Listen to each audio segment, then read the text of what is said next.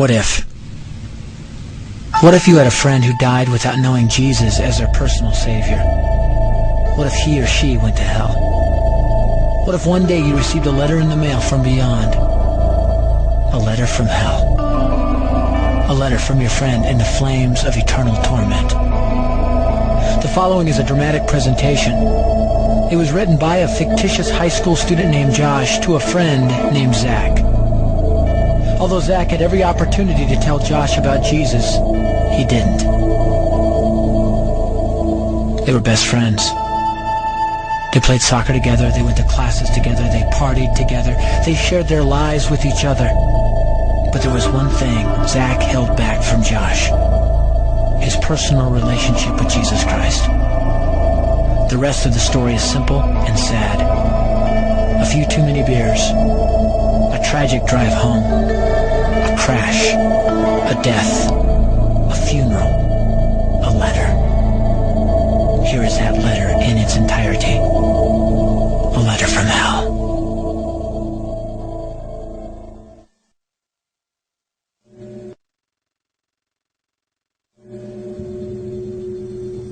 Dear Zach, I died today. It's a lot different than I expected. You see, I always thought dying would bring me into a world that's foggy and hazy. But this place is crystal clear. It's even more real than my life on Earth. I can think. I can talk. I can even feel. Right after the wreck, I could feel my spirit leaving my body. It was the weirdest thing, Zach. I thought I heard you screaming out to me, man. I must have been just imagining things. At first, I was just standing in line, getting registered, I guess. They asked me for my name and began to look in this thing they called the Book of Life. I guess they couldn't find it, though, because this huge angel standing next to me grabbed me by the arm and started dragging me away. I was terrified. I had no idea what was going on. I asked the angel where he was taking me, but he didn't answer. So I asked him again. Finally, he told me that only those whose names were written in the Book of Life could enter into heaven. And the rest would be condemned to hell forever. Man, I was scared. The angel threw me into some kind of holding cell where I've been sitting and thinking for a long, long time. Do you want to know what I've been thinking about? I've been thinking about you. Zach, you're a Christian. You told me so yourself. I mean, we talked about it 3 different times today. Kelly brought it up, and you laughed it off. Coach Adams brought it up, and you changed the subject. I mean, it came up right before the wreck. Well, the question I can't get out of my mind is this, Zach. Why haven't you ever told me about how to become a Christian? I mean, you say you're my friend, but if you really were, you would have told me about this Jesus and told me how to escape this terrible place that I'm headed for. I can feel my heart pounding in my chest. The angels who have been chosen to cast me into hell are coming down the hallway. I can hear their footsteps. I've heard of this hell, Zach. They call it the lake of fire. I can't stand it, Zach. I'm terrified.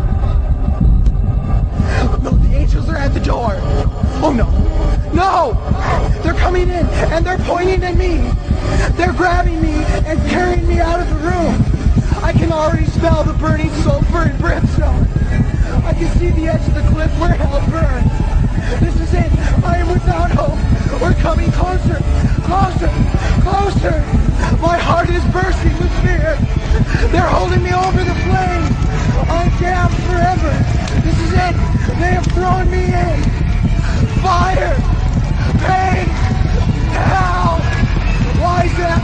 Why didn't you ever tell me about Jesus?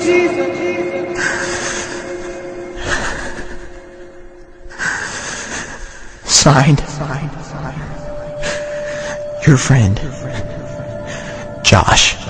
Your friend, Josh. P.S. Well done. Wish you were here. Wish you were here. Wish you were here. Wish you were here. Wish you were here. Wish you were here. Wish you were here.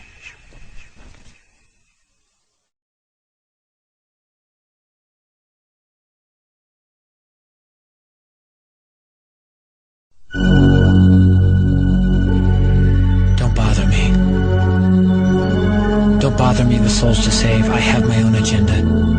There's school to do, sports to play, important stuff to attend to. Don't bother me with my friend at work. He's got his own religion. I don't have time to change his mind. He'll make his own decision. Don't bother me with that little girl, the girl playing in the street. She's much too young to understand that the savior she can meet. Don't bother me with the sounds I hear, the sounds of people shrieking, although I wonder who they are. Who are these victims screaming? Don't bother me with who they are. I really don't want the blame. 'Cause it's my friend at work and that little girl.